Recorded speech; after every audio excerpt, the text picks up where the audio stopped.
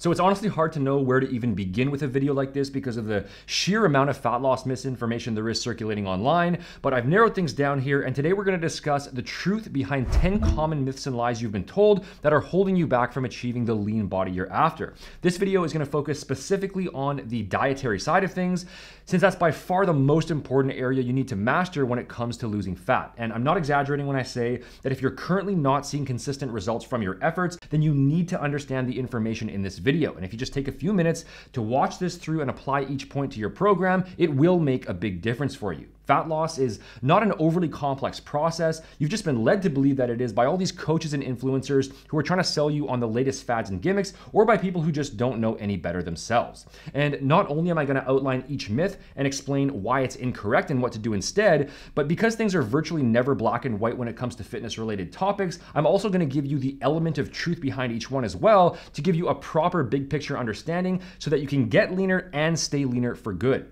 The information on this channel is not about quick fixes, okay? This is about equipping you with the real tools you need to make permanent, long-lasting changes. All right, fat loss myth number 1 is the notion that calories don't matter. So this is actually a very common narrative circulating around these days on YouTube and social media from various weight loss gurus and nutrition experts. Okay, the idea that losing fat is purely a matter of eating certain foods or spacing your meals out in a specific way or following some special macronutrient ratio, and that calories themselves are not important. In reality, this could not possibly be further from the truth. A calorie is just a unit of measurement that indicates how much energy there is in the foods that you eat and in the tissues on your body. And to stimulate your body to break down stored fat, you need to be in a net calorie deficit where the amount of energy that you're consuming is not enough to match your energy expenditure, so that your body has to utilize your fat stores to make up the difference. If intake matches expenditure, then your body can just fuel itself from the foods that you're eating, and your fat stores will be left alone for another time. Calories make up the underlying foundation of the entire fat loss process, and a calorie deficit is the most fundamental thing that must be in place if you want to get leaner. There's no perfect one size fits all here, but roughly 500 calories below your maintenance level, give or take, that's a good general zone to aim for. That'll be large enough to stimulate significant fat loss, but small enough that it can be sustained over a long-term period. Now, what's the element of truth here?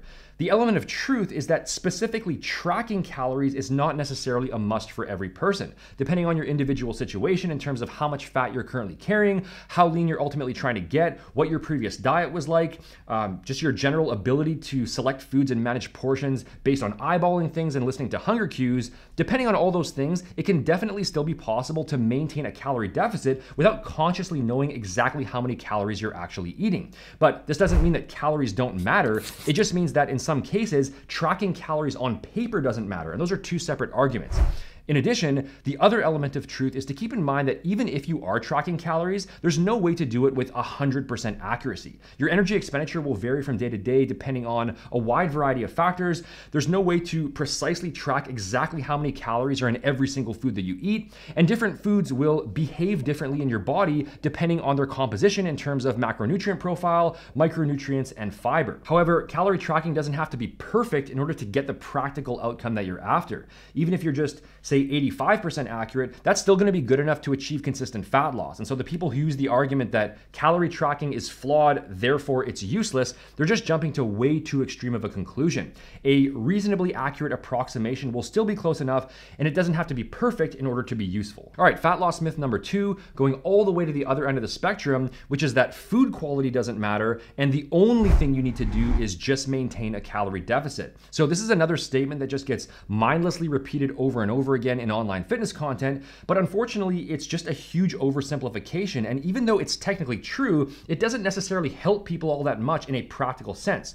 Yes, a calorie deficit is what fat loss ultimately comes down to, but that doesn't really tell you anything in terms of how to actually go about creating a calorie deficit in a healthy, sustainable way. Saying just be in a calorie deficit, that's kind of like telling somebody that in order to win at basketball, they just need to put the ball through the hoop. It tells you what the ultimate goal is to aim for, but not how to get there. So to keep your hunger levels minimized and provide your body with all the nutrients that it needs for optimal functioning, both in and out of the gym, so that you can actually maintain your deficit long term, food quality absolutely absolutely does matter. And ideally, you want to be basing the bulk of your diet, probably at least 80 to 90%, around minimally processed whole food sources, since they're going to be more calorie dense and higher in fiber.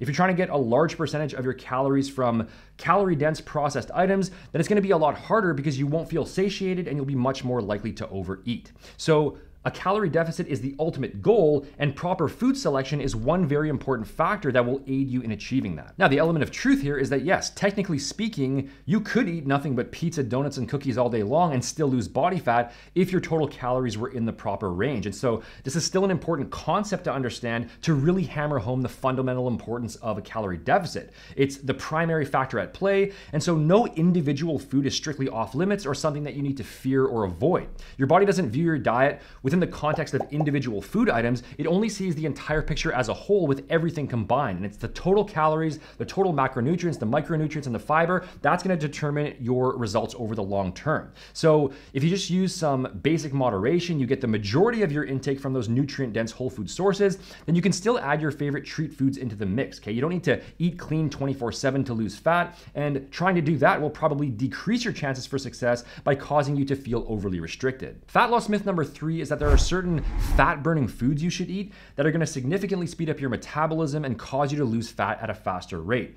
Now, this makes for great clickbait video titles and viral social media posts, but in reality, there are no individual superfoods that are going to have some kind of dramatic effect on your results, and there are definitely no negative calorie foods that literally will burn more calories than they contain. And if adding a certain food item on top of your existing intake causes your total calories to increase overall, then it doesn't matter what fat-burning properties it supposedly has, it's still going to be moving your energy balance in the opposite direction. For example, one piece of advice you might hear is that to get leaner, you should focus on eating more healthy fat.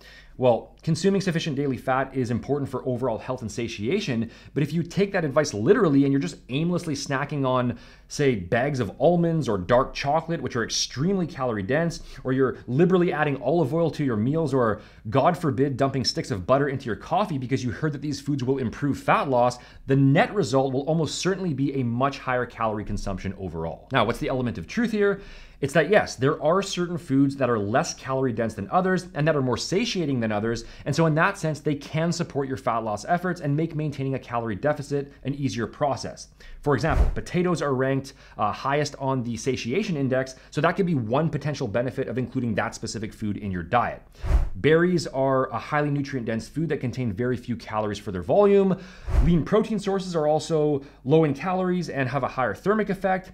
Vegetables are high in fiber and are also very low calorie. So yeah, there are certain foods that can have benefits as part of an overall fat loss diet, but no individual food on its own is going to have some kind of magical effect or hack your metabolism or whatever other buzzwords a lot of these fitness influencers try to use. Fat loss myth number 4, opposite of the previous one, which is the notion of specific fat storing foods that you must avoid.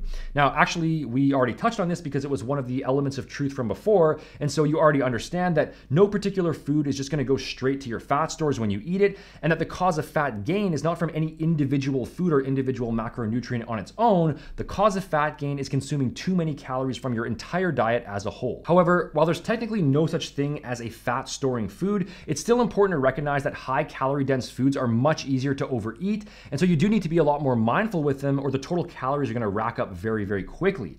And not only that, but high carb, high fat foods will also have a lower thermic effect, meaning your body won't burn as many calories digesting those foods in comparison to higher protein foods. Protein has a thermic effect of around 20 to 30%, carbs are only about 5 to 10%, and fats are very low at 0 to 3%. And on top of that, minimally processed whole foods also require more energy to digest compared to highly processed foods. Now, the overall difference from those things isn't going to be huge, but it is one factor to take into account, and it does influence your daily calorie expenditure in a small way. You also have to consider that those hyper-palatable foods can also potentially act as trigger foods where eating them causes you to crave even more, which can then have a spiraling effect. 2 cookies on their own might not be an issue, but if 2 cookies leads to 4 and 4 leads to 10, and this is happening on a regular basis for you, those calories can definitely add up and make a real dent in your progress. Now, this will affect everyone to different degrees, so it just comes down to knowing yourself and your own psychology and being able to decide exactly how much treat food you are realistically able to add into your diet without it having a snowballing effect. Fat loss myth number 5 is that the best way to lose fat is to just listen to your body and eat intuitively based on your hunger levels and your cravings. Just honor what your body desires and don't actively restrict anything. Now, this sounds nice in theory, but the huge problem with that approach and the major flaw that people who promote this idea tend to overlook is that the environment that we live in now is drastically different from the environment that our bodies evolved in. We've been programmed over the course of millions of years to consume calories when they're present and to crave and get significant pleasure from high fat, high sugar foods, because in the past, those were extremely rare to come by and they were an efficient source of calories. Whereas now, we've created an environment where calorie-dense food is absolutely everywhere in unlimited quantities, and we've engineered that food to be as hyper-palatable as possible. So if you truly go ahead and just listen to your body and eat purely based on instinct and based on what feels best, in most cases, that will just lead to overeating. Just like you need to manually control your temptations in all areas of life, food is no different. And if you want to lose fat, then you're going to need to use your rational mind and create structured systems of some kind to prevent those hardwired desires from just taking over, because our brains are not biologically optimized for this current environment that we live in. The element of truth here is that if you have a reasonable foundation of nutritional knowledge and just general fitness experience, and you're making intelligent food choices overall and not literally eating whatever you crave the most at all times of the day, then yeah, for some people, eating based on feel can still be effective. This is especially true if someone is carrying a significant amount of excess fat and their previous diet was very poor, in which case just generally cleaning things up a bit and being more mindful of portions, that can go a long way, at least in the initial stages until they get leaner. Once again, not everybody has to track calories on paper if they've set their diet up in a way that makes overeating a lot less likely by default. So if you're basing your intake around nutrient-dense whole foods, you're getting in enough protein, you're spacing out your meals in a way that controls your appetite best, you're consuming plenty of fluids throughout the day, and combining that with a solid resistance training program and some additional movement throughout the day, then yeah, that might be enough to put you into a calorie deficit all on its own without having to look at any specific numbers. If you're finding this information helpful so far, don't forget to hit that like button and subscribe to the channel to stay up to date on future videos. And fat loss myth number 6, getting a bit more specific here, and it's that low carb diets are superior for fat loss. So the way oversimplified line of reasoning usually goes that when you eat carbs, you raise insulin, and insulin tells your body to store fat, therefore you won't lose fat by eating carbs. Now yes, insulin is technically a storage hormone, but it still comes down to how many calories there are to be stored or not stored for the entire day as a whole. You can't magically override thermodynamics, and total energy in versus total energy out will always dictate net fat loss. When you restrict carbs, you're going to see more initial weight loss because you'll retain less water and you'll store less glycogen, which is why a lot of people get the false idea that low carb diets are so effective, since they see that big initial drop in weight loss. But as far as actual fat loss goes, which is obviously what we're concerned with here, when total calories and total protein are the same, low carb diets are no more effective than moderate to high carb diets. And this includes ketogenic diets as well. For example, this meta-analysis looked at over 20 controlled feeding studies where calories and protein were equated, and there was no advantage to carbohydrate restriction. The element of truth here is that low carb diets might burn more fat if you personally prefer eating that way, and it allows you to stick to your calorie deficit more easily over the long term. When it comes to macronutrient ratios, as long as you're consuming sufficient protein for the day, then how you allocate your carbs and fats is really just a matter of individual preference, and you can experiment for yourself to see what feels best for you. If that's low carb, then that's totally fine, but if it's moderate to high carb, that's completely fine as well, and it's not going to hinder your fat loss. Again, as long as you're in a net calorie deficit. And if we just logically look at the real world, we see people on all ends of the spectrum who have successfully lost fat using any number of different approaches, from low carb, high fat, high protein to high carb, moderate fat, moderate protein to everything in between. The common denominator is always the calorie deficit. All right, fat loss myth number 7, looking at the meal frequency side of things, which is that intermittent fasting results in more total fat loss. Once again, when total calories are equated, there is no clear advantage to using a fasting protocol versus having evenly spaced meals. Neither one is inherently better or worse. With intermittent fasting, you'll lose more fat during the fasted period since you're not eating anything at all. It's kind of funny how fasting proponents point this out as if it's some sort of unique insight. Like, yeah, when you're not eating anything, you'll of course utilize more body fat. However, later on in the day, you're going to store more fat during that period because you've condensed a disproportionately higher number of calories into a shorter time frame. Fat loss and fat storage are not these simple on-off switches, okay? They're both happening simultaneously all the time, and it's the sum total of all of these processes at the end of the day, the week, and the month. That's what's going to determine net fat gain versus net fat loss. And with continuous feeding, say 4 meals a day every 4 hours, things are just going to be more evenly spaced throughout the day rather than happening in bigger up and down spikes. Now, the element of truth, just like with low carb diets, is that fasting can result in improved fat loss if you personally prefer it. So if, like many people, you find that intermittent fasting controls your appetite better and makes it less likely that you'll overeat, or you just prefer the simplicity of it and you feel better physically or mentally by fasting during certain portions of the day, then by all means go for it. I personally use intermittent fasting myself. 16 hours fasted and then 8 hours fed, not because it has any special fat burning benefits calorie for calorie, but simply because I prefer allocating my calories to a bit later in the day and having a smaller number of larger meals versus a larger number of smaller meals. When it comes to meal frequency in general, just lay things out in whatever way you personally enjoy the most and that you can sustain long term. Now, the one caveat here though is that if you want to fully maximize muscle growth, ideally you should probably aim for 3 separate daily protein feedings or more. Total protein is still by far the most important factor, but if you want to achieve 100% of your potential muscle gains, 1 or 2 daily protein feedings probably won't be optimal. Fat loss myth number 8 on the issue of appetite is the idea that you should never feel hungry during a fat loss diet, and that if you are, it means that you're overly restricting yourself and that you need to eat more. In reality, this is just wishful thinking. The idea that you can eat in an ongoing surplus for weeks, months, or even years and enjoy those extra calories that cause the excess fat gain, but that there's no price to pay and no sacrifice involved to go in the opposite direction, that's just not how life works. The truth is that if you never feel any background hunger at certain periods in the day, chances are that you're probably not in a calorie deficit in the first place. If you're consistently burning more calories than you consume, which you have to do to lose body fat, your body is going to send out some hunger signals to some extent to motivate you to eat. Now, if someone is carrying a significant amount of excess fat and their previous diet was very high in calorie-dense processed foods, then hunger might not be an issue in the initial stages, but as you get leaner and leaner and you maintain that deficit over time, feeling some degree of hunger at some points in the day is totally normal. It doesn't mean that something is wrong. It's not going to send you into starvation mode. It's a natural part of the fat loss process, and the key is to minimize it rather than expecting to eliminate it completely.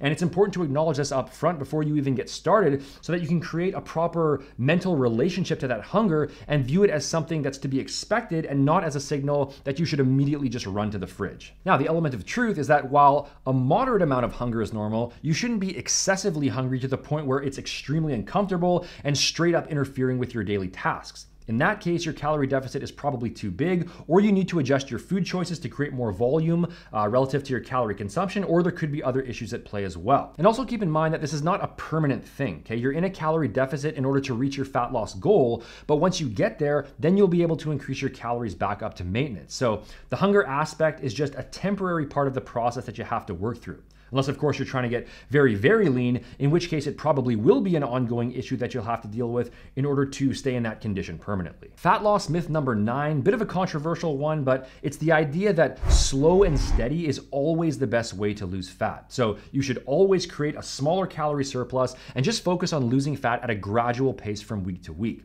Now, I'll include the truth aspect right off the bat here because yes, in most cases, for most individuals, that will be the ideal way to go about things because it will keep hunger, energy, mood, libido, etc. It will keep those things under control and it will be more sustainable. However, depending on the goals, the experience level, and the mindset of the individual, there can be a place for more aggressive cutting phases. Muscle loss typically won't be a concern in the shorter term as long as you keep your protein intake high and you're continuing with a solid weight training program. So if you'd really prefer to just grind through a larger calorie deficit and get it over with more quickly, that is an option. For example, instead of, say, a 4-week cut at a 500 calorie deficit, maybe you just want to go harder for 2 weeks and do a 1,000 calorie deficit. This is something I personally do from time to time because I don't mind suffering a bit more if it means that I'll get the same outcome over a shorter time frame, but that's just me and everybody is different.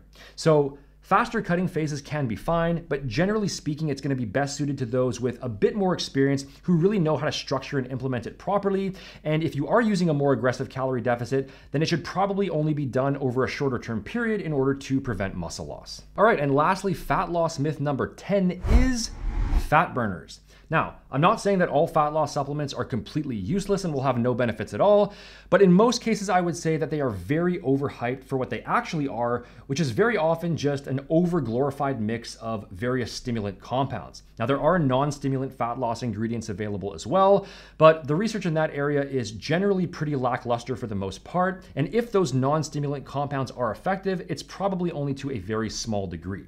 Proper diet and training will make up the overwhelming majority of your fat loss results. Okay, please don't fall for the marketing hype and falsely believe that fat burners are gonna have some kind of drastic effect, because they just won't, plain and simple. Basic staple supplements like protein powder, creatine, multivitamin, fish oil, those are obviously fine as part of an overall fitness approach. You can check out realscienceathletics.com, which is my own product line that I personally formulated based on the supplements that I do think are genuinely worthwhile. Code YouTube15 will take 15% off your first order, but fat burners specifically, if further research comes out, I could be proven wrong, but as of now, I just don't think it's worth it in most cases. Now, the phrase most cases is where the element of truth comes in, because for a smaller percentage of people who have their diet and training fully dialed in, who can tolerate stimulants well, or just want to experiment with some of those non-stimulatory fat loss compounds to potentially provide a very small extra edge and maximize things 100%, then the use of fat loss supplements is an option, as long as it's understood that the benefits will be minor, and that the primary benefit is not that these supplements are literally causing you to burn significant amounts of additional fat. It's really just that by taking in these various stimulant compounds, you'll feel more energetic and more upbeat during periods of calorie restriction, and you'll probably get an appetite suppressing effect as well, which can make the dieting process a bit easier. If you found this video informative and you want some help getting your fitness program onto the right track, whether your goal is to lose fat, gain muscle, or do both, then make sure to visit seannal.com/custom. Just fill out the short form on that page, and I'll send you back a free step-by-step workout and diet plan to maximize your results based on your individual needs. The link for that is up here, as well as in the description box below. Here are 2 more videos I'd recommend watching now. Don't forget to subscribe to the channel and turn on notifications to stay up to date on future videos. Thanks for watching, guys, and I will talk to you again soon.